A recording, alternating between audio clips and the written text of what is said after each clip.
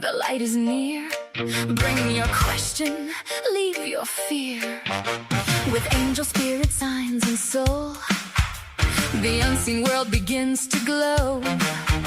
Loved ones, guides, and truth come through. Tonight the message may be for you. Ask the angel. Open your heart tonight. Ask the angel. Step into the light. Now welcoming Rachel Corpus, angel incarnate and psychic medium. This is Ask the Angel. Well, hey everybody, what are you doing here? So glad you came back. You're looking good tonight. I like your hair. I like your eyes. I like your spirit. Let's just take a minute to just feel where we are in this existence that we are creating. I had an amazing conversation with someone today. And at the beginning of the conversation, the thought was, I'm stuck in this reality, in this place, and life is happening to me. We know that feeling, right? I mean, every one of us knows that feeling. But then when we brought spirit in, what they reminded us is we're the creators, we're the writers, we're the programmers. How many times, just in the last few weeks that we've begun this journey, Ask the Angel together, how many times have we heard from Spirit or asked each other, what would it be like if we were creating this reality? Or even we've gone a step further and we've said, look, this reality, we're creating it. It's a hologram. It's a holy simulation that we are modifying as we go. We're waking up to that reality. Well, by the end of the conversation that I had with this beautiful person and her guides, the trajectory had changed. I could see the coding around her auric field, her data. I could see all of that changing because not just her thoughts, but the feeling of her thoughts had gone from, this is the way it is. This is my lot in life, to, all right, I get what happened, but now this is what I'm claiming. And she started to visualize the universe as her sacred employee, not her boss, or not something that just barfs out or perpetuates the next thing, but something that we work with in real time. Also, I mean, that's a lot to chew on. I hope you're awake. Also, a weird thing that happened to me today, I had a time glitch. Y'all, I had a time glitch. So I'm taking a little 15-minute break, getting ready to get on the call with a client, and I'm going to look at my planner here. So I had a little meeting at 1:15, went great. Session 2 p.m. went great. Getting ready to go on the next one. I look and it is now 1:15 again. 1:15 on my computer. Now, my computer has one of those settings that it naturally follows the time zone. So I checked my location, still here, Des Moines, Iowa. The time had changed. I could also not get on that call for the life of me. So I messaged that person and I said, could you let me know if you're on the call? And this is not the first time it's happened to me, not with this person, but another person who's very dear to me. This kind of thing has happened before. So I said, could you let me know if you're on the call? I'm having a little kind of time glitch issue. She said, well, I was for a second, but then the call stopped or you weren't there or something. And I said, okay, I'm trying to get back on, but I'm having a time glitch issue. And I noticed when I sent it, it was still in the 1:15 time. So we emailed back and forth and the time was changing to like an hour ahead, then an hour back. So we worked out fine. But now we obviously are in the right time code because we're sitting here together, but things are shifting. How does it feel? And how do you feel this week after talking about so much last week about the Hadron Collider being shut down for its scheduled maintenance, which we know it is, but there's always something else going on too. How have you felt? Has your spirit been calmer? Just some things to wonder about. All right, let's jump into the good stuff. This week, we're exploring a question from Quentin, who watches us from Eureka Springs in Arkansas. I'm going to say Quentin. I don't know how you pronounce your name, but I'm from Southern Iowa. So if I was getting back to my roots, I'd say Quentin from Eureka Springs. But I'm going to speak like the opera singer. I was trained to call you Quentin. I don't know how you say it, how your mama says it, but tonight you're Quentin. Quentin from Eureka Springs, Arkansas. You probably go by Quentin. Here's the question. Dear Rachel, my spiritual coach tells me that the hardships we face in each lifetime are part of why we're here, to learn and to grow. If that's true, how do we keep from getting stuck in all the learning? When does the struggle become growth instead of just struggle? I have a feeling that that's something that a lot of us think about from time to time. And I couldn't think of a better person to help us answer that question tonight than our guest. So our guest tonight is someone named Mindy Jackson, and she has one of those stories that reminds us that even our greatest challenges become our greatest teachers. She's also someone that has been through it, and she hasn't gotten stuck there. In fact, it created this life of healing and bringing people with her and creating from that place. So Quentin, when we get into the answer to your question, we get to see in real time that maybe there's two paths. We can get stuck in the learning that's kind of lower dimensional, hard stuff, or we can utilize it. We get to ask her about all of that. So a little bit about Mindy before we bring her in.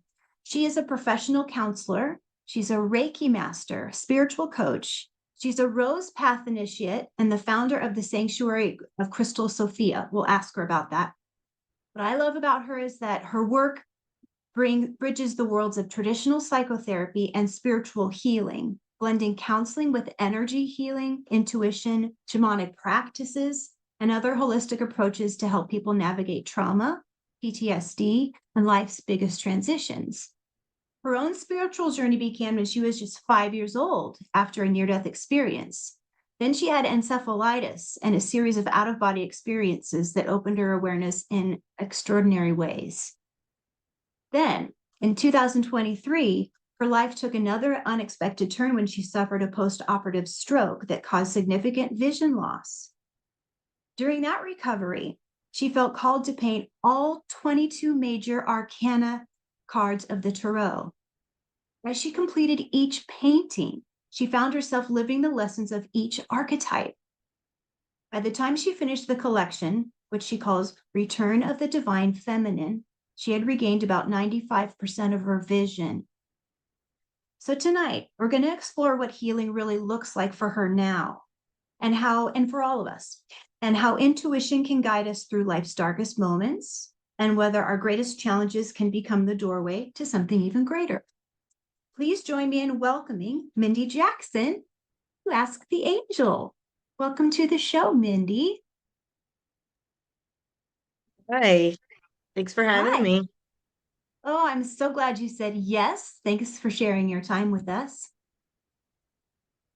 Well, I'm really excited to be here because I just started the journey of public speaking and sharing my story and the mission that I've been given in late May. And I think this is podcast 18 or 19 for me now. So it's been a lot in a short amount of time, and I've really enjoyed every time, every moment. Well, that's interesting because things happen, people say in divine timing, and you'd know if it wasn't time because you wouldn't enjoy it, right? Correct. It would be re-triggering. Yes, Yeah. yes. Well, I'm so glad you're here. You had your first near-death experience when you were 5. Looking back now, what are some major ways that you still feel that NDE shaping your life? Or how has it shaped your life? Well, I would say that it definitely kept my channel open.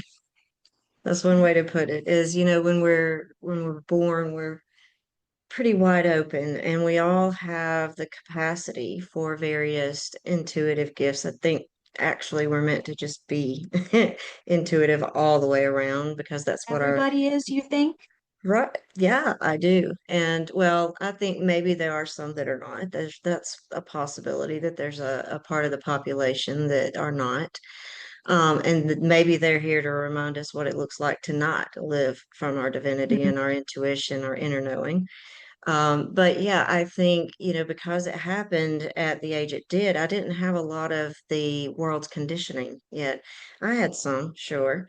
But this was in the summer before I started kindergarten. And back then you didn't have pre-K. So, you Yeah. know, what conditioning I had would have been a trickle down effect. Um, what I say, from thousands of years, honestly, and influences from my family, my community, and so on and so forth, and my personal experiences as a child. So I think the changes to my neurological system, that's on the physical side of things, right?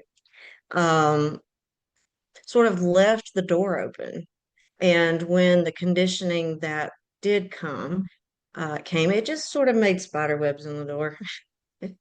And of course, there were times where I tried to shut the door and walk away, but I couldn't. So it's been a periodic uh, pattern of awakening and reawakening, and over and over and over again. And I think this time I was like, okay, I get it.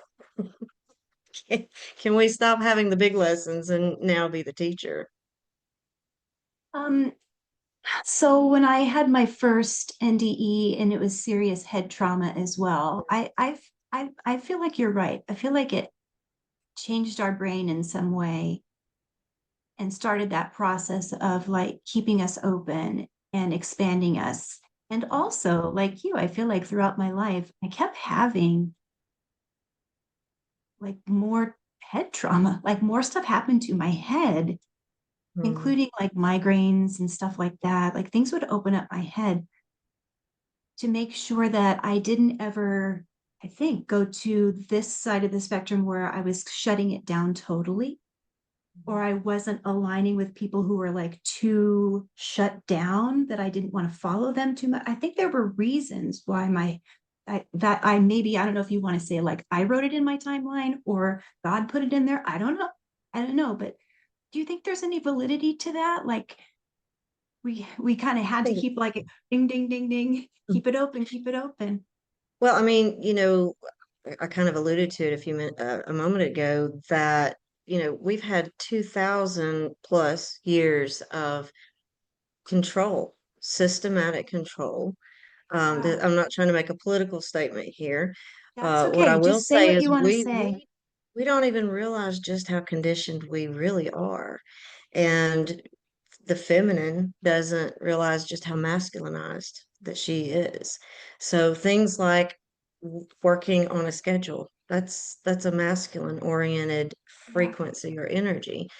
So there's so much that was hidden from us purposefully, so much that a lot of the systems we have in place for society were manipulated, were used to control, to keep us believing that we were small and weak and sinful. And trauma reinforces that to a degree by making us feel trapped and helpless and powerless. yeah, So we grow up with this idea of something's wrong with me or something's bad, right? And depending on the different influences that we have in our life, we may internalize a lot of that. So I think when we have these, what in shamanic practices called die a little death, what we're having experiences that reopen little gateways that maybe we tried to close, or that the world around us tried to close. Maybe we wrote those into our timeline on purpose, right? mhm, So, if we have, I think, we're going to have crises, and maybe some create more than others. Sometimes we don't. I don't believe we create them. We may create the lesson or the type of experience we may need to evolve, or to sharpen that particular intuitive capability. But I do believe it's sort of like a reminder occasionally, and sometimes it's harsh. Sometimes Oh, it's yeah. just something smaller. And thankfully, once I, for myself, started clearing trauma, generational, ancestral, and personal trauma from my body and my energy field, I stopped attracting it. I stopped writing that into my timeline, so to speak. Mhm. That when you stopped attracting it, is that something you did on purpose, or did it start to create itself out? Or can you tell me Probably more a about that? I would say probably a bit of both, because it's sort of an energetic principle of like attracts like, right? So if you're holding on to traumatic energy in your body, whether it's your own experience or that of your mother, grandmother, great grandmother, and so on, then it's if it doesn't have anywhere to go, it wants friends. So it's going to attract these. Mm. But I think part of the purpose of it is to bring attention to it, to bring awareness to it so it can be transmuted. Heal me, heal me, Um, heal me. yes, yes, exactly. Trying to get your attention, just like a little kid that's standing there going, Mama, Yeah, Mama, Mama, yeah, right? It's saying, and I see this with very difficult emotions that we really weren't taught how to cope with and learn from and gain wisdom from in our culture. yeah. Um, Once we bring our awareness to it, we satisfy a certain aspect of it because it wants our attention. It wants to be acknowledged because it is part of our story. It is part of what shapes us, so to speak. And And sister, you know what I feel like you're doing too is like you're helping us remember how to, how to go back within and deal with what's being nudged at, because for so long we were told, well, when you don't know something or you don't feel well, go ask the teacher, go ask the doctor. But that is also seeking authority, an authority figure or an outside tool. Not that it's wrong, but it's still outside of us, which feels like it was also part of like the control pattern. Like, you don't know yourself, so go ask somebody else. And doesn't that feel like it's kind of under that umbrella of, you don't know yourself, you forgot that you already yes, know, you forgot that you yes, know how to heal. absolutely, absolutely. And, the more we internalize that control or those expectations outside of ourselves, the more we look for some kind of God external to Yeah, us and then try to internalize the, well, where is he in there, right? right. We take away from that very simple wisdom of, oh, I am me. I am meant to be me. I'm meant to have this life. I am creating it. Life is coming through me. And as a Right. feminine, especially the divine feminine, we are a sacred portal. Yeah, And when we we are started to life. externalize the lack of, the teachings were somewhat lost, the importance of it being sacred, that we can literally, through the feminine principles, birth new worlds, right? When that was sort of downplayed and suppressed and then turned into something gross and nasty and all of the negative connotations, right? What do we do here when we realize we've even internalized all of that external stuff, right? And that's where conditioning really takes hold. So Hmm. then the person tends to make decisions based on this internalized external expectations and control. And Yeah, then you wonder why you feel psychotic because your innate right, mental health, your divine right. essence is always pushing Yeah, forward because it is natural for the human being to move towards light and towards healing. yes, So when that's blocked, when that light is pulled away from us and we feel like we're just chasing, chasing, chasing, we have to remember, wait a minute, where does the light originate? It originates right. inside of me, inside of me.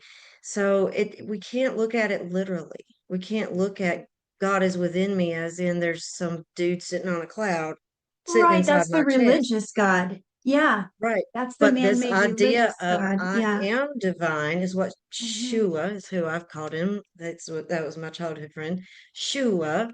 That's what he was saying, was what he was referring to, the kingdom of heaven is within you. I don't think he said it exactly that way, but yeah.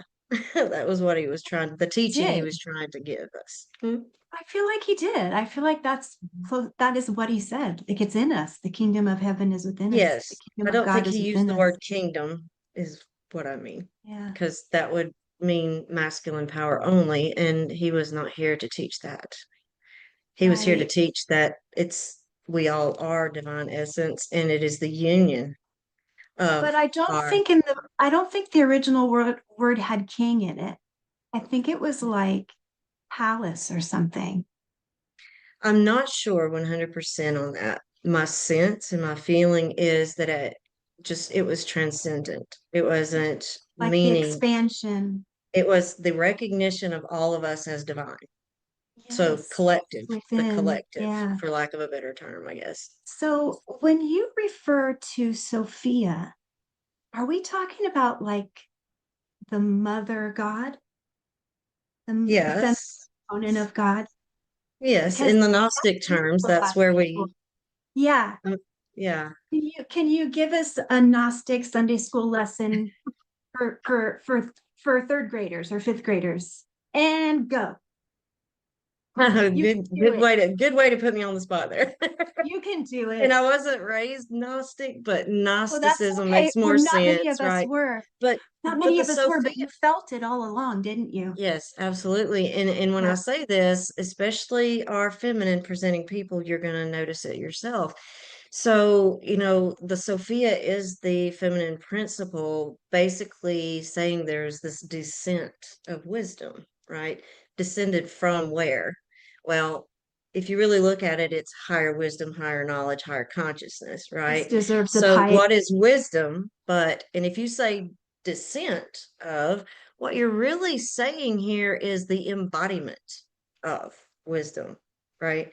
So this is that deeper sense of I am more than I've been told that I am. I am this sacred portal when I really think about it, because through my body, a formless consciousness becomes a human being, right? Yeah. And that is divine. So when we say Sophia, what we're saying is, I recognize that I am wisdom embodied. I don't have to have studied all this philosophy, even psychology, and had all these life experiences and travels. I don't have to gain it. It's already there. I just have to uncover it. And Yes. so the Sophia Christos is that recognition of the inner union of the divine masculine and the Sophia, or the divine feminine. And when the union happens together, you become a whole new being, that transcendent being. I like to say we're becoming homo luminous. We're becoming Homoluminous. homo luminous. This is the second time Yes, you've said something that I want to write down. Thank you for that. you're welcome. I'm gonna write it So, here. what we're seeing is the return. So it's the return of, it's not becoming, it's remembering that we are.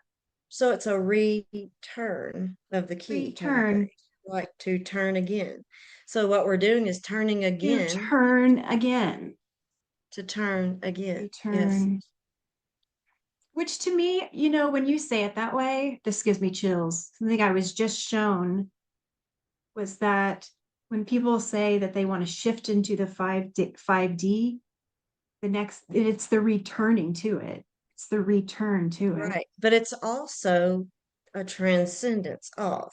So it's both, really. So it's Beautiful. recognizing, oh, here's the core of who we are as a divine essence, but transcend it, because we're in a different place of the universe than we've ever been before. We Yeah. have frequencies hitting our earth, our bodies, our consciousness, that we haven't had before. We have Right. knowledge and access to knowledge that we didn't have before. Right. So we are literally returning to what is true. We are using discernment to sift through all the knowledge that we have at our fingertips to find what resonates, and that's trusting one's inner knowing. So Yeah. we are returning, even if we don't realize we're returning to Yeah. that natural Sophia. So for those who don't realize they're returning, or even for, let's say it's me and I think I'm a really spiritual person and I'm like, oh, I feel like I'm returning. No matter where you are on that spectrum, will there be a moment for all where you're like, okay, this is what it feels like? Will there be And it feels like hell at first. I concur. Okay, let me ask, I'm going to change the question. For those who are not spiritually aware, we say it with no judgment, but those who are like, some people would say, oh, they're an NPC. Will they return? In their own time, sure. Yeah. That's what I've heard too. And people, and when I say people don't realize they're doing it, here's what I mean by that. People are now looking at yoga as a normal thing, whereas Yes. even 10 And years Reiki. ago, it was a little weird. Yeah, Reiki. People are Huh? building community because the feminine, right, is about nurturing, it's about intuition, it's about conscious flow, Mhm, sensuality, and mhm. it is about building community or building family. Yeah. So I think a lot of people are hitting this place where it's kind of like we realize that we can't keep being separate. And the whole notion or the whole narrative of other has to go because that has been used over and over and over. We're down to the only other we have left is the ETs. Right. So And when's they're that not even false, doing like other, yeah, right. right? When's See, that they false flag? integrate When's too. that false narrative going to come in Right. and be used as a system of control? And but here's the beautiful thing: they're far advanced. If they wanted to control us anymore, Or hurt us, would have happened if already. they wanted to obliterate us, they would have already. And besides that, I don't think they fared too well with our use of nuclear war in the past. No. So, I don't think they And would they put a allow. stop to things. And Yes, exactly. If it the feels fearful, it's probably not true.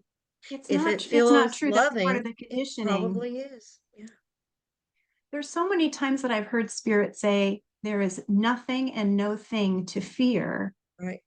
And when I didn't understand that this was more holographic and that we were creating it, I thought that makes no sense. Somebody could come in my house at any time and kill us and take our money. And I thought, but I didn't That's not understand, or I gonna happen. didn't trust at that point what this reality was really like. They're right. There's really, and I don't want to diminish the stuff that people are experiencing. I'm clear on that. I don't want to diminish that. But they're right about that. There's nothing to fear. And so when you know that truth, but then also recognize that there's so much fear that's pumped into the system to control us. Oh, that made my ear ring. Ouch. It's really Yeah, unbelievable. yeah, And yeah. it's to keep us down, because if we stopped Hmm. fearing, Hmm. We it's become just like, sovereign. as an exorcist, the first thing they taught me was Yeah. do not Be fear. afraid. They don't show fear. Yeah. Don't show fear. And when Yeah. you feel the fear, ask yourself, where does that fear come from? Who does it belong to? And what you're moving back into the spirit world, it knows your fear. So it's going to show you. If you're afraid of clowns or something like in the movies, it's going to show up as that. It's going to show Yeah. up if you're worried about something happening to your kids, it's going to show you that. So know what you're afraid of and then laugh at it or say you're making that up. Take your costume off. As soon as you know that, it like dissipates and it can go home to its mother or wherever it's supposed to go. As soon as I learned that stuff, I was like, okay, what are we doing here? And that's, I feel like, it's very specific to me and a few people, but my prayer is that we can get more to that level on earth where people realize that fear is made up. It is. Now, that doesn't that doesn't say that if you've experienced something very horrible, That's that true. you don't Yeah, have a nervous system reaction, because we yeah, are flesh and bone also. yeah. But fear, if you think about it energetically, right? Fear is Uh-huh. dense, heavy energy that anchors and locks in. Yes. And we And have been creates a kept, physical space. yes, it can, yes. And so I mean, um, we've had the narrative repeated and the validation to be fearful over and over and Yeah, over again. Just turn on the news, right? So the difference here is that what's natural to us is always expansive. So we're right. always having to push against. So they're having to always bring up a new narrative, and cause something big to happen over and over again. But what if you just for a moment said, okay, if it kills me, I'll just come back? No, that sounds What's the crazy. worst thing that could What? happen? Yeah. Right. So if you go, and I do this with my clients, tell me the worst thoughts that you're having in your head. Now go Yeah. worse, go worse. Now I want you to go to the other end of the spectrum and tell me what's the best case scenario, because in reality, the truth is probably somewhere in the middle, and you can then move in the direction you choose. So if you're Yes. in the middle, you go one way or the other.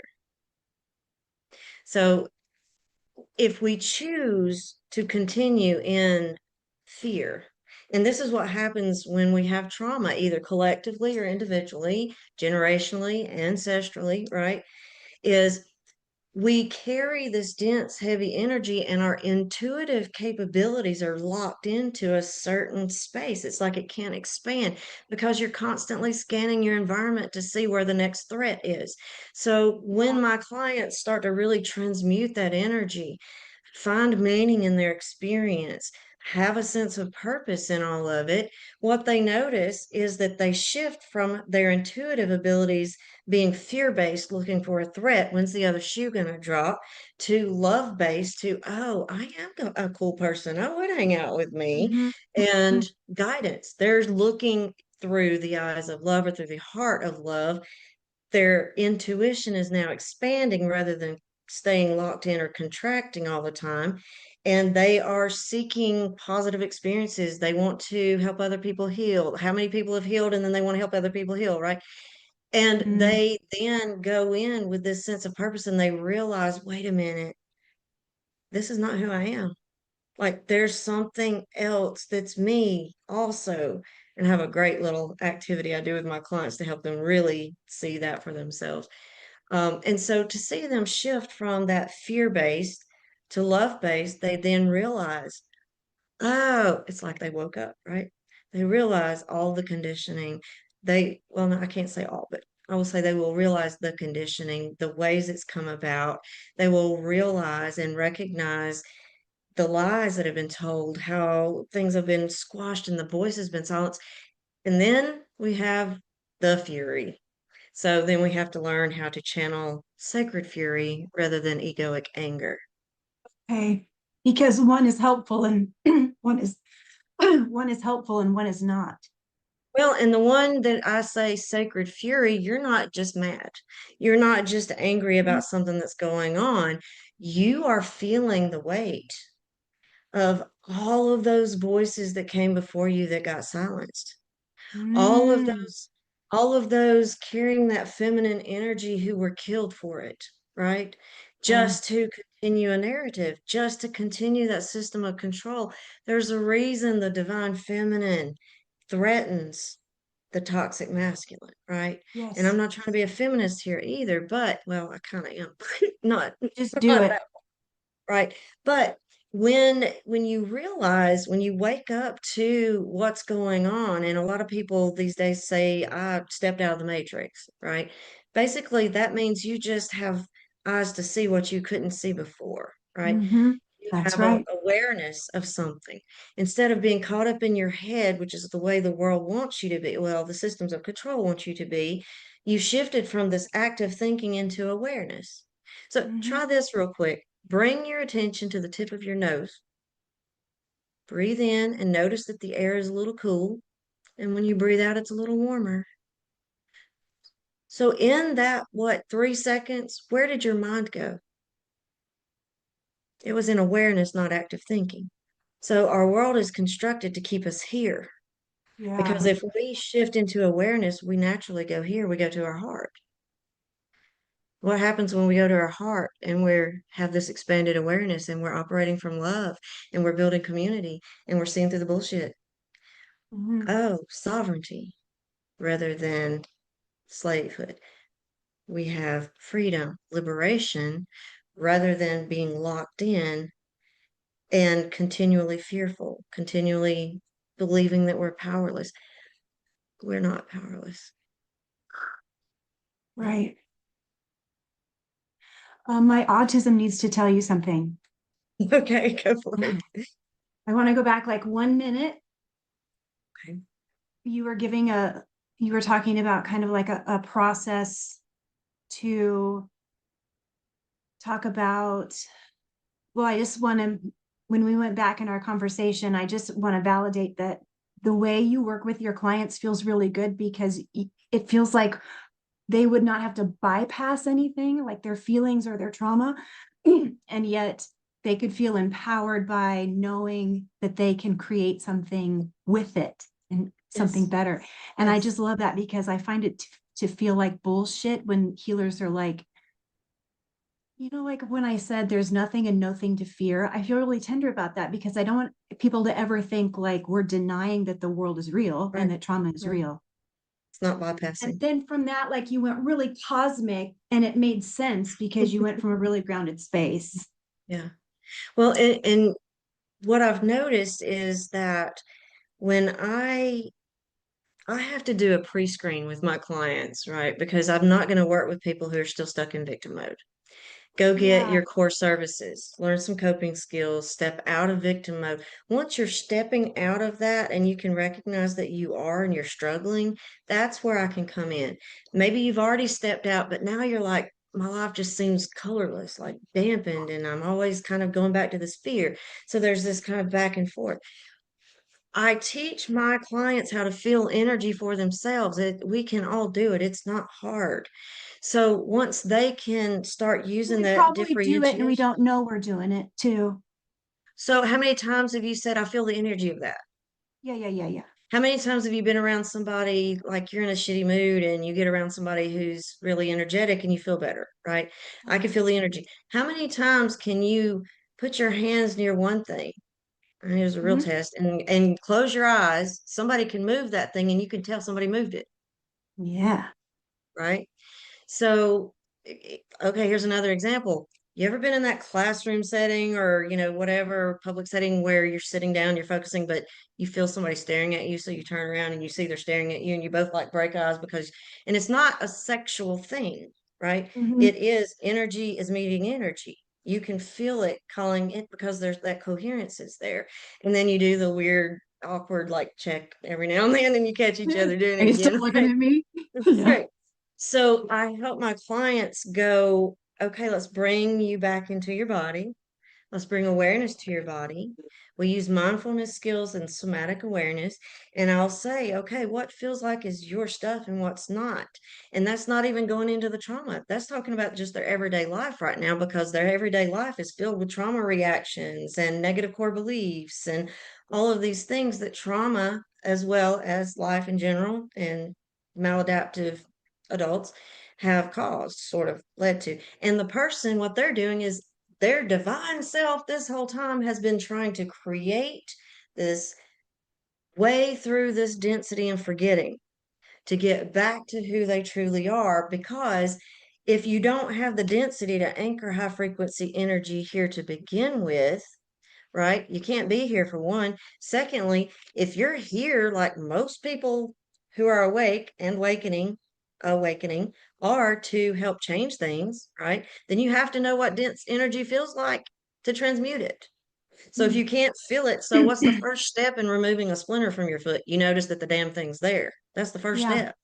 So with my clients, when they're talking about their everyday life, I'll say, okay, pause for a moment. And what you're feeling right now, what you're experiencing right now, how much of it feels like it's magnified because of other stuff like that might be in the background. Like, do you feel like you had an overreaction? Who defined the line to begin with, right? So why do we say overreaction? Over what? So when it feels like an overreaction rather than somebody else telling you you're overreacting, right? Mhm. That's where you have your own awareness. This is where that discernment can come in and you say, oh, okay. So I was right to get angry about that, but I really kind of lost my shit and I blew up and said them. So yeah, okay, there's the guilt. Let's deal with the guilt. Let's look at the shame. Where does the shame come from? All those negative core beliefs, right? Okay, so how much of this is yours and how much of it is not? So let's, with love, just say return to sender. And imagine you're just pushing it. Oh, I hate the word imagination. I really do not like the word because we have been handed this idea that it is not of Made up. value. You Right. made this up, right? That Channeled. dream, that was just a dream, or you just imagine. Well, where did it come from?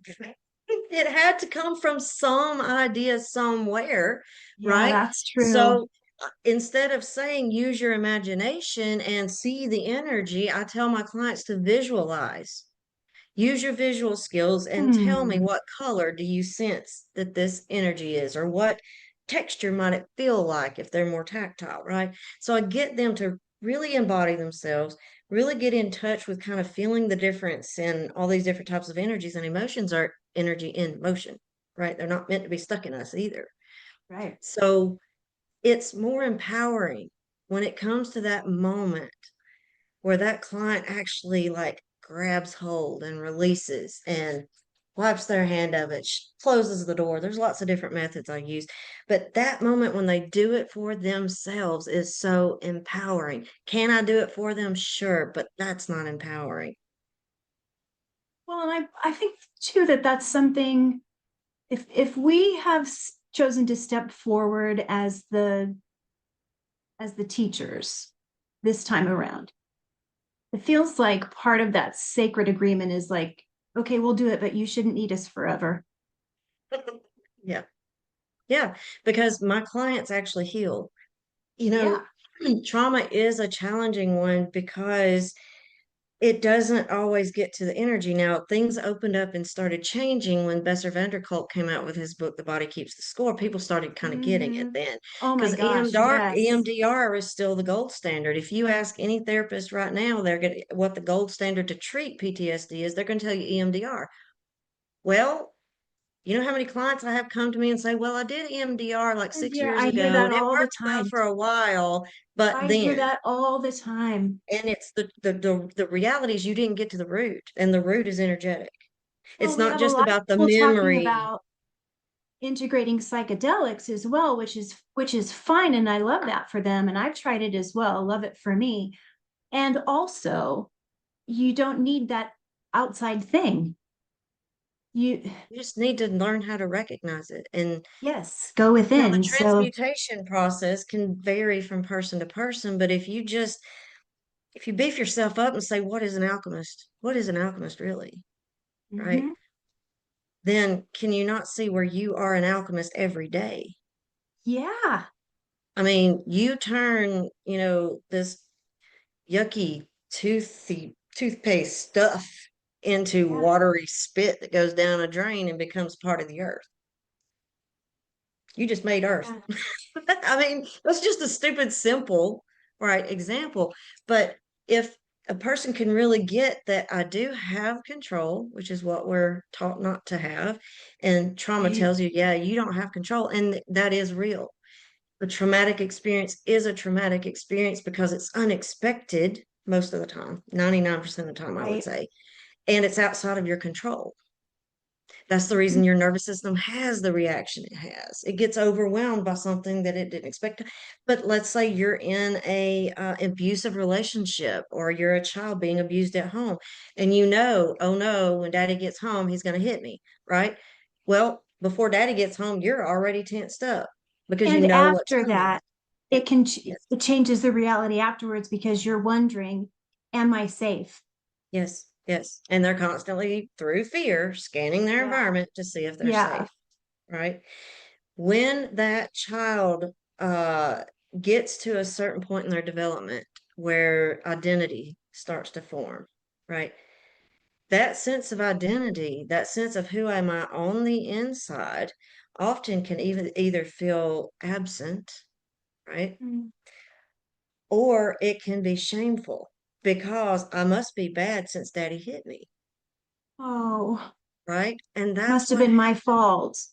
exactly. So this whole like, you're the reason I'm mad. Well, that adult not taking accountability for their own fucking feelings is the reason the kid got Yeah. hit. You made a Yeah. bad choice because you didn't learn to deal with your feelings when you had that resource available to you. Now, some people did not, But we previous are taught generations did. to obey authority figures. Exactly, exactly. And if you think back to being a child, we believe what we're told. We believed in Yes. Santa Claus and the Easter Bunny, Yeah. like Tooth Fairy. Like we believe what we're told until our experience tells us different. And Right. sometimes that experience can be the older sibling telling you, Yeah. oh, just watch, they're going to get them out of the closet. So when we grow up with this And then idea the of there's an belief is authority, just expanded into whatever.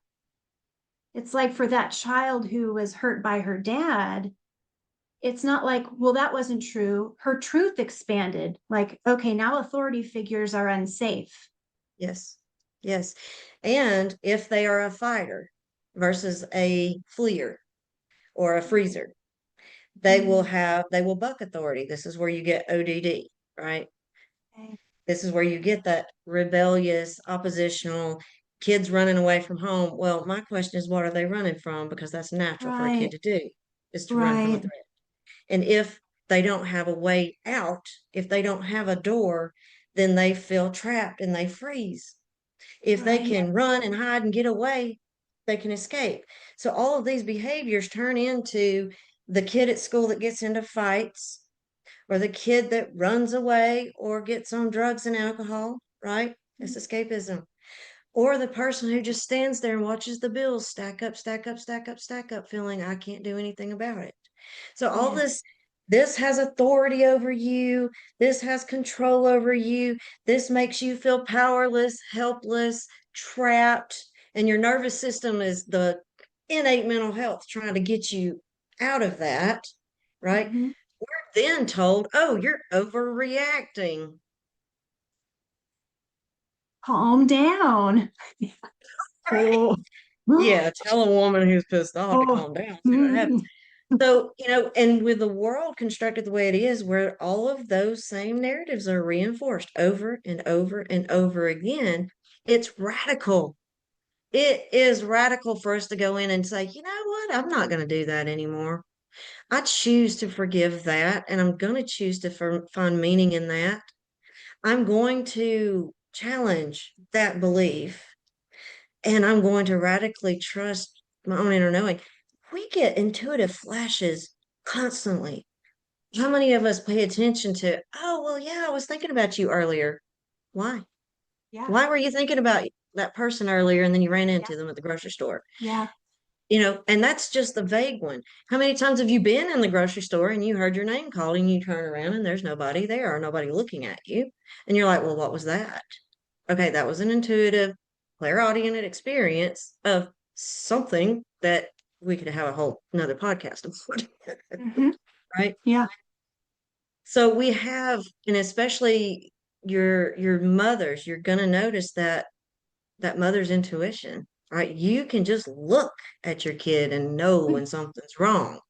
You don't know necessarily what it is, but you Yeah. know that you know. So what if you applied that I know to everything?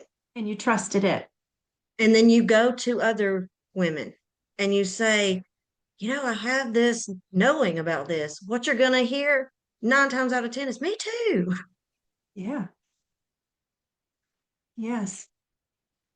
That's the All right. I want reawakening to of the ask you Sophia. about how you hold this intuition of yours and your open channel to create the tarot deck.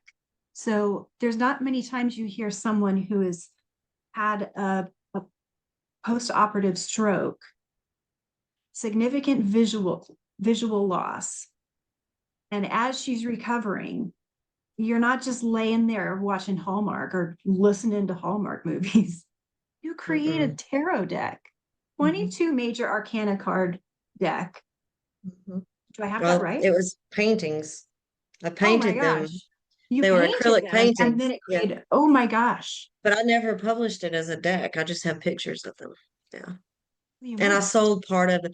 Like there was a few people in the community that heard about what happened, and they saw where I had posted on Facebook pictures of, the paintings or some of them, and I got invited to do a couple of art shows and a presentation and Ah, stuff. And so I did that. But where did the idea come from? That's a really good question. yeah. I will say that I had in my early 20s discovered um, oracle decks and tarot, and I had always been fascinated with things that I did grow up with, like dowsing. I'd always heard that from Mm-hmm. the older folks, Mm-hmm. that's how they found where to dig the well, kind of thing. Right, right. And so I had heard all these things, and I always had this sense of, well, I could do that. Why couldn't I? Right. So for a time there, I did in my early 20s study tarot, and you don't study tarot. You can go back and read about it and learn different things, but you learn to look at a trigger object and trust your intuition about it. That's all that's to it. But there are some things to it. So What do you one of mean? the On the card, you look at part of the artwork yes, or, yes, okay. Well, so yes. it's like Oracle. That's what you do with That's Oracle. exactly You what it look is. at the That's artwork exactly how and, you read tarot. You start with okay, what stands out to you and what that okay. means to you because it's coming through your constructs. Okay, because I found that tarot is intimidates me because I feel like I don't know all the layouts and all the rules That's and things. because you're taught to read it all first rather than trust Yeah, your intuition and then validate by going and back I to don't what do the that. I'm conversational with spirit, so I'm all Oracle. well, I just and here's where it's really helpful because I recognize this from the psychology program I attended. I attended a very unique one. It's humanistic transpersonal psychology. We were one of the few in the country that was modeled after Saybrook Institute in California. So it's humanistic, existential, transpersonal, right? ooh, So I had a clinical track along with really cool classes like music, mind, and art, children's spirituality, Buddhist oh, theory, right? yummy. So I got some really good education. And in some of that, I had this one class, Psychology of Myth and Symbol, and we had to study Joseph Campbell's work. And so he was the one, somebody correct me if I'm wrong. I'm thinking, okay, I wanted to question myself, but he was the one who coined the term the hero's journey. And he talks about it's the same thread under every movie, every story you've ever watched or read. And so I got to looking at the major arcana one day and I was like, oh, it's the hero's journey from beginning to end. And I was like, oh, okay, cool. And at some point, I'm looking at the suits because the suits were always more challenging because archetypes are easier. Like it's like a big picture and little details. Whereas you've got to remember what information goes with this number of this Yeah, thing, right? And what that yeah. item means. So I recognized that the four suits, which of course this is where our playing modern day playing cards come from, is tarot.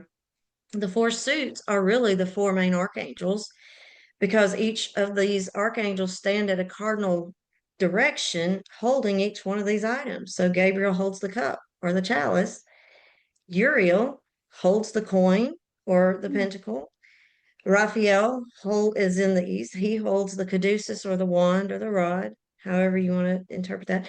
And then Michael carries the sword in the south. So I was like, okay, these are actually angelic frequencies, just like the archetypes are angelic frequencies, right?